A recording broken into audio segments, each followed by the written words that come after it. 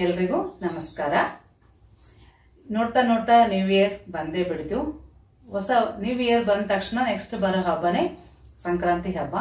ಈ ಸಂಕ್ರಾಂತಿ ಹಬ್ಬ ತುಂಬಾನೇ ವಿಶೇಷ. ಯಾಕಂದ್ರೆ ಇದು ಅಮಾವಾಸ್ಯೆನೂ ಅಲ್ಲ, ಹುಣ್ಣಿಮೆನೂ ಅಲ್ಲ, ನಡುವೆ ಬರುವಂತ ಸ್ಪೆಷಲ್ ಹಬ್ಬ. ಈ ಹಬ್ಬ 3 ದಿನ ಆಚರಣೆ ಮಾಡ್ತೀವಿ. ಫಸ್ಟ್ ಡೇ ಭೋಗಿ, 2ನೇ ದಿನ ಮಕರ ಸಂಕ್ರಾಂತಿ ಅಂತ, 3ನೇ ದಿನ ಕರಿ ಹಬ್ಬ ಅಂತ 3 ದಿನ ಮಾಡ್ತೀವಿ. ಅದರಲ್ಲಿಯೂ ಮಕ್ಕಳು ಇರುವಂತ ಮನೇಲಂತೂ ತುಂಬಾ ವಿಶೇಷವಾದ ಹಬ್ಬ. ಯಾಕಂದ್ರೆ ಈ ಹಬ್ಬದಲ್ಲಿ ಮಕ್ಕಳಿಗೆ ಹಣ್ಣು ಎರಿತೀವಲ್ಲ, ಅದು ತುಂಬಾನೇ ವಿಶೇಷ. ಮಕ್ಕಳಿಗೆ ಅದು ಯಾಕೆ ಹಣ್ಣು ಎರಿತೀವಿ, ಯಾವ ಸಮಯದಲ್ಲಿ ಅರಿಬೇಕು, ಫಸ್ಟ್ ಯಾರು ಹಾಕ್ಬೇಕು, ಮತ್ತೆ ಎದಕ್ಕಾಗಿ ಈ ಹಣ್ಣೆರೆಯೋದು ಮಾಡಬೇಕು, ಇವತ್ತೇನ್ ಸ್ಪೆಷಲ್ಲು, ಭೋಗಿ ಅಂದ್ರೆ ಏನು ಎಲ್ಲ ನಾನು ನಿಮ್ಗೆ ಯಾವ ವಯಸ್ಸಿನಲ್ಲಿ ಹಾಕ್ಬೇಕು ಅನ್ನೋದು ನಿಮ್ಗೆ ನೆಕ್ಸ್ಟ್ ತಿಳಿಸ್ತೀನಿ. ಯಾಕೆ ಮಾಡಬೇಕು ಅನ್ನೋದಾದ್ರೆ, ಮಕ್ಕಳು ಅವತ್ತಿನ ದಿನ ಸ್ತ್ರೀ ವಿಷ್ಣು ಸ್ವರೂಪದಲ್ಲಿ ಇರ್ತಾರಂತೆ. ಯಾಕಂದ್ರೆ ಬದ್ರಿವನದಲ್ಲಿ ವಿಷ್ಣುವಿಗೆ ಎಲ್ಲ 33 ಕೋಟಿ ದೇವತೆಗಳು ಈ ಹಣ್ಣನ್ನ ಹೆರೆದಿರ್ತಾರಂತ, ಹಣ್ಣಿನ ಅಭಿಷೇಕ ಮಾಡಿರ್ತಾರಂತ. ಈ ಹಣ್ಣಿನ ಅಭಿಷೇಕ ಮಾಡಿದಾಗ ಅದಕ್ಕೆ ಖುಷಿಯಾಗಿ ಮಗುವಿನ ರೂಪ ತಾಳಿ ಆಟ ಆಡ್ತಾರ ಜೊತೆಗೆ. ಹಾಗಾಗಿ ಇವತ್ತು ಮಕ್ಕಳು ಎಲ್ಲರೂ ವಿಷ್ಣು ಸ್ವರೂಪ ಅಂತ ತಿಳಿದು ಮಾಡ್ತಾರೆ. ಇದೊಂದು ರೀಸನ್. ಇನ್ನೊಂದು ರೀಸನ್ ಏನಂದ್ರೆ, ಮಕ್ಕಳಿಗೆ ಇದು ದೃಷ್ಟಿ ತೆಗೆಯುವಂತ ಪ್ರೊಸೆಸ್ ಅಂತಾನು ಹೇಳ್ಬೋದು. ಯಾಕೆ ಆ ದೃಷ್ಟಿ ನಿವಾರಿಸಬೇಕಾದ್ರೆ ಇವತ್ತಿನ ದಿನ ತುಂಬಾ ವಿಶೇಷ. ಅದಕ್ಕಾಗಿ ಇವತ್ತು ಮಾರ್ನಿಂಗ್ ನೀವು ಎದ್ದ ತಕ್ಷಣ ಮಕ್ಕಳಿಗೆ ಎಳ್ಳು ಎಣ್ಣೆ ಎಲ್ಲ ಹಚ್ಚಿ ಮುಂಜಾನೆ ಸ್ನಾನ ಮಾಡಿಸ್ಬೇಕು. ನಾವಂತೂ ಹೇಗೂ ಮಾಡ್ತೇವಲ್ಲ ದೊಡ್ಡವರು, ಅದ್ರ ಜೊತೆಗೆ ಮಕ್ಕಳು. ನೀವು 1 ವರ್ಷದ ಮಕ್ಕಳಿಂದನೂ ಹಾಕ್ಬೋದು. 1 ವರ್ಷದಾಗ 3 ತಿಂಗಳಿರ್ಲಿ, 5 ತಿಂಗಳಿರ್ಲಿ, 6 ತಿಂಗಳಿರ್ಲಿ, ಎಷ್ಟೇ ಇರ್ಲಿ ಹಾಕ್ಬೋದು. ಹೀಗೆ 1 ವರ್ಷದಿಂದ 11 ವರ್ಷದವರೆಗೂ ಹಾಕ್ತಾರೆ. ಅವರವರು ಇಚ್ಛಾನುಸಾರ 3 ವರ್ಷ ಹಾಕ್ತಾರೆ, 5 ವರ್ಷ ಹಾಕ್ತಾರೆ, 9 ವರ್ಷ ಹಾಕ್ತಾರೆ, 11 ವರ್ಷ ಹಾಕ್ತಾರೆ. ಹಾಗೆ ಈಗ ನಮ್ಗೆ ಫಸ್ಟ್ ವರ್ಷ ಹಾಕೋದಕ್ಕೆ ಅನುಕೂಲ ಆಗಿಲ್ಲ ಅಂತ ಇಟ್ಕೊಳ್ಳಿ, 2ನೇ ವರ್ಷ ಹಾಕಕ್ ಬರೋದಿಲ್ಲ, ಮತ್ತೆ 3ನೇ ವರ್ಷ ಹಿಡಿಬೇಕು. ಬೆಸ ಸಂಖ್ಯೆ ವರ್ಷ ಇರಬೇಕು. ಫಸ್ಟ್ ಹುಟ್ಟಿದ ಯಾವ ತಿಂಗಳಿದ್ರು ಪರವಾಗಿಲ್ಲ, ಫಸ್ಟ್ ವರ್ಷ, 2ನೇ ವರ್ಷ, 3ನೇ ವರ್ಷ ಕಂಟಿನ್ಯೂ ಮಾಡಬೇಕು. ಫಸ್ಟ್ ವರ್ಷ ನಮ್ಗೆ ಮಾಡಕ್ ಆಗಿಲ್ಲ ಅನ್ನೋದಾದ್ರೆ 2ನೇ ವರ್ಷ ಮಾಡೋದಕ್ಕೆ ಬರೋದಿಲ್ಲ, ಮತ್ತೆ 3-4 ವರ್ಷ ಮಾಡ್ಬೋದು. ಮಕ್ಕಳಿಗೆ ಎಣ್ಣೆ ಹಚ್ಚಿ ಸ್ನಾನ ಮಾಡಿಸಿ, ಮತ್ತೆ ಎಳ್ಳೆಲ್ಲ ಹಚ್ಚಿ, ಹೆಣ್ಣು ಹುಡುಗರಾದ್ರೆ ಒಂದ್ ಸ್ವಲ್ಪ ಅರ್ಶಿಣ ಕಡಲೆ ಹಿಟ್ಟು ಹಾಕಿನೂ ಹಚ್ಚಿ ಸ್ನಾನ ಮಾಡಿಸ್ಬೇಕು. ಸಾಯಂಕಾಲ ಹಣ್ಣು ಇರ್ತೀವಲ್ಲ, ಸಾಯಂಕಾಲ ಏನ್ ಮಾಡೋ ಅವಶ್ಯಕತೆ ಇರಂಗಿಲ್ಲ. ಬೆಳಗ್ಗೆ ನಾವೇನ್ ಹಬ್ಬ ಎಲ್ಲ ಮಾಡ್ತೀವಲ್ಲ ಅದ್ರ ಜೊತೆಗೆ ಸಾಯಂಕಾಲ ಮಾಡ್ಬೇಕಾಯ್ತಂದ್ರೆ ನೀವು ಚಿಕ್ಕದಾಗಿ ಎಲ್ಲಾದ್ರೂ ಡೆಕೋರೇಷನ್ ಮಾಡ್ಕೊಂಡ್ರು ನಡೀತೆ. ಮನೆ ಹೊರಗಡೆ ಆದ್ರೂ ಹಾಕ್ಬೋದು, ಒಳಗಡೆ ಆದ್ರೂ ಹಾಕ್ಬೋದು. ಇನ್ನ ಕೆಲವರು ಕಡೆ ವಸ್ತುಲ ಮೇಲೆ ಕುಂದ್ರಿಸಿನೂ ಹಾಕ್ತಾರೆ. ನಿಮ್ ಮನೇಲಿ ಹೇಗ್ ಪದ್ಧತಿ ಇದೆನೋ ಹಾಗೆ. ಈಗ ನಮ್ಮ ಮನೇಲಿ ಏನೋ ಪದ್ಧತಿ ಇಲ್ಲ ಅನ್ನೋರು ಸಹಿತ ಇದು ಹಾಕ್ಬೋದು. ಇದು ಒಂದು ದೇವರ ಹೆಸರಲ್ಲಿ ಒಂದು ಮಕ್ಕಳಿಗೆ ದೃಷ್ಟಿ ತೆಗೆಯುವಂತ ಒಂದು ಪ್ರೊಸೆಸ್ ಅಂತಾನು ಹೇಳ್ಬೋದು. ಇದರಲ್ಲಿ ಏನೇನ್ ಕಲಿಸ್ಬೇಕು, ಬಾರೆಹಣ್ಣು ಅಂದ್ರೆ ಗೊತ್ತಿರ್ತಲ್ಲ ನಿಮ್ಗೆ, ಈ ಸಂಕ್ರಾಂತಿ ಹಬ್ಬದಲ್ಲಿ ಅದು ತುಂಬಾನೇ ಸ್ಪೆಷಲ್. ಆ ಹಣ್ಣು ತಿಂದ್ರೂ ಒಳ್ಳೇದು. ಅದು ಹಾಗೆ ನಿಮಗೆ ನೋಡೋದಕ್ಕೆ ಸೂರ್ಯನ್ ತರ ಇರುತ್ತೆ, ಸೂರ್ಯನ್ ಕಲರ್ ಗುಂಡಕ್ಕೆ, ಅದನ್ನ ಆರ್ಕ ಫಲ ಅಂತಾನು ಹೇಳ್ತಾರೆ. ಆ ಹಣ್ಣನ್ನ ತಿಂದ್ರೂ ಒಳ್ಳೇದು ಅವತ್ತು. ಇಲ್ಲ ನೀವು ಸ್ನಾನ ಮಾಡುವಾಗ ನೀರಲ್ಲಿ 1-2 ಹಣ್ಣು ಹಾಕಿ ಸ್ನಾನ ಮಾಡೋದ್ರಿಂದನೂ ಸೂರ್ಯನ ತೇಜಸ್ ಆತನ ಆಶೀರ್ವಾದ ಎಲ್ಲ ನಮ್ಗೆ ಸಿಕ್ಕತ್ತೆ ಅಂತ ಹೇಳ್ತಾರೆ. ಆ ಹಣ್ಣಿನ ಜೊತೆಗೆ ಕಬ್ಬು ಸಣ್ಣ ಸಣ್ಣ ಪೀಸಗಳನ್ನ ಮಾಡಿ ಕಬ್ಬು ಇಟ್ಕೋಬೇಕು. ಆಮೇಲೆ ಹೂವಿನ ದಳಗಳು, ನಿಮ್ ಚೆಂಡು ಹೂವ ಸಿಕ್ಕರೆ ಚೆಂಡು ಹೂವಿನ ದಳ, ಗುಲಾಬಿ ಹೂವಿನ ಸಿಕ್ಕರೆ ಗುಲಾಬಿ, ಶಾವಂತಿಗೆ ಯಾವುದೇ ಆಗ್ಲಿ ಹೂವಿನ ದಳಗಳು ಅದರಲ್ಲಿ ಸೇರಿಸ್ಬೇಕು.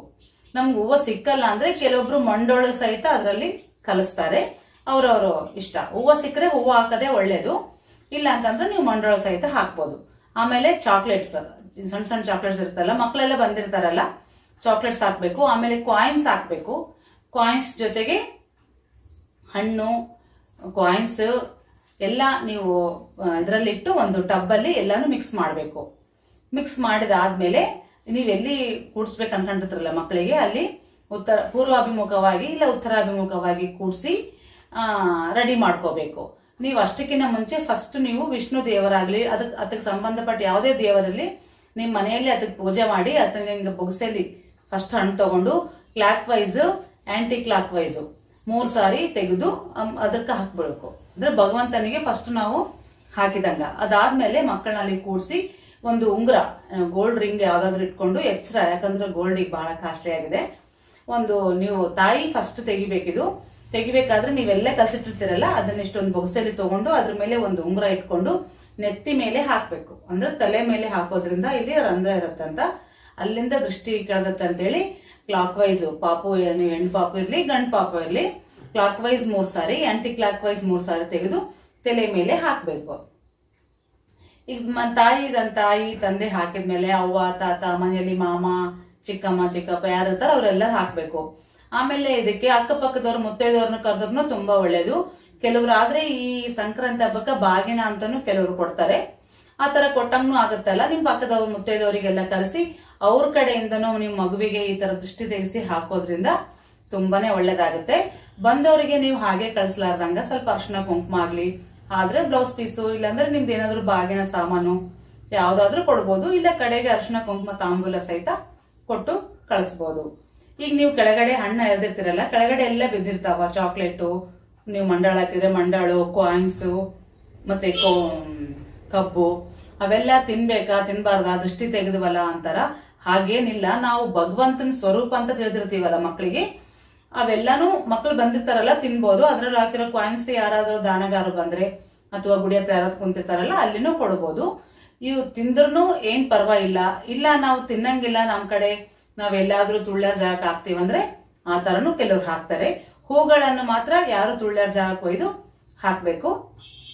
ಹಣ್ಣು ಚಾಕ್ಲೇಟು ಮಕ್ಕಳೆಲ್ಲ ಬಂದಿರ್ತಾರಲ್ಲ ಅವರಿಗೆಲ್ಲ ಕೊಡ್ಬೋದು.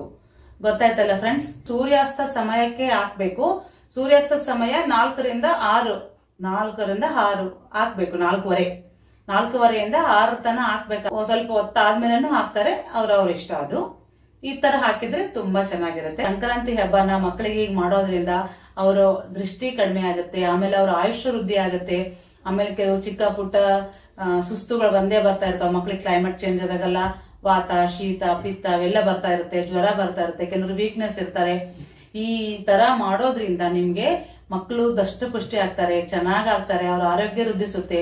ಇಲ್ಲಿ ಜ್ಞಾನ ಅದೇನೋ ರಂಧ್ರ ಇರುತ್ತಂತೆ, ಅದು ಹಾಕೋದ್ರಿಂದ ಅರ್ಕಫಲ ಅಂದ್ರೆ ಬಾರೆಹಣ್ಣು ಹಾಕೋದ್ರಿಂದ ಮಕ್ಕಳಿಗೆ ಜ್ಞಾನನೂ ವೃದ್ಧಿ ಆಗುತ್ತೆ ಅಂತ ಹೇಳ್ತಾರೆ.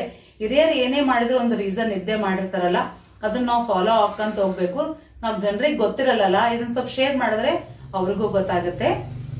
ಇನ್ನ ಒಂದೇನಂದ್ರೆ ನೀವು ಫಂಕ್ಷನ್ ಆದ್ಮೇಲೆ ಸ್ವಲ್ಪ ಮಕ್ಳ ದೃಷ್ಟಿ ಆಗೇ ಆಗುತ್ತಲ್ಲ, ಅವಾಗ ಒಂದ್ ಪ್ಲೇಟ್ ಅಲ್ಲಿ ನೀರ್ ಹಾಕಿ ಒಂದ್ ಸ್ವಲ್ಪ ಕುಂಕುಮ ಹಾಕಿ ಆ ನೀರಿಂದ ಮಕ್ಕಳಿಗೆ ದೃಷ್ಟಿ ನಿವಾಳಿಸ್ಬಿಡ್ಬೇಕು ಲಾಸ್ಟಿಗೆ. ಈ ತರ ಮಾಡೋದ್ರಿಂದ ನಿಮ್ ಮಕ್ಕಳು ತುಂಬಾ ಚೆನ್ನಾಗಿ ಬೆಳಿತಾರೆ, ಆರೋಗ್ಯವಾಗಿರ್ತಾರೆ, ಹಾಗೆ ಜ್ಞಾನವಂತರಾಗ್ತಾರೆ ಅಂತ ಹೇಳ್ತಾರೆ. ಅದಕ್ಕಾಗಿ ನಾನು ಈ ವಿಡಿಯೋ ಮಾಡಿದ್ದೀನಿ. ನಿಮ್ಗೆ ಈ ವಿಡಿಯೋ ಇಷ್ಟ ಆಗಿದ್ರೆ ಖಂಡಿತ ಒಂದು ಲೈಕ್ ಮಾಡಿ. ಮತ್ತೆ ನೆಕ್ಸ್ಟ್ ವಿಡಿಯೋದೊಂದಿಗೆ ನಿಮಗೆ ಸಿಗ್ತೀನಿ.